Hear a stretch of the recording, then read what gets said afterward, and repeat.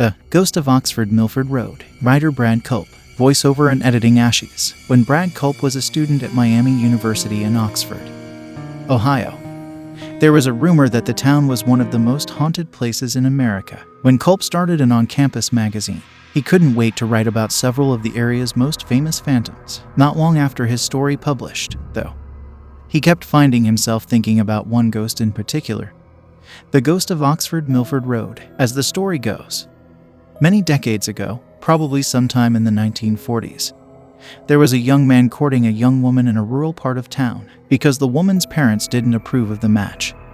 Each night he visited under the cover of darkness after her parents went to bed.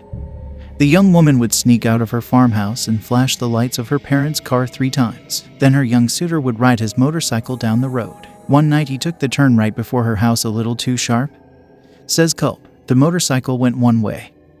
He went the other. His injuries were so severe that he did not survive. Rumor has it, however, that his love-struck ghost still haunts this stretch of Milford Road. Curious, Culp, his girlfriend, and a friend decided to head out there one night to see if they could verify the tale. His girlfriend was worried she'd be completely freaked out. She believes more in that stuff than I do, Culp says, but he was mostly concerned that his suspicions that none of this was actually true would be confirmed on this particular night. As Culp passed the abandoned farm, an idea came to him, and he pitched it to his girlfriend. Though reluctant, she relented, and Culp turned a short way into the farmhouse driveway. He killed the engine and flashed his lights 3 times. No joke, there was a single headlight that appeared 3/4 of a mile down the road.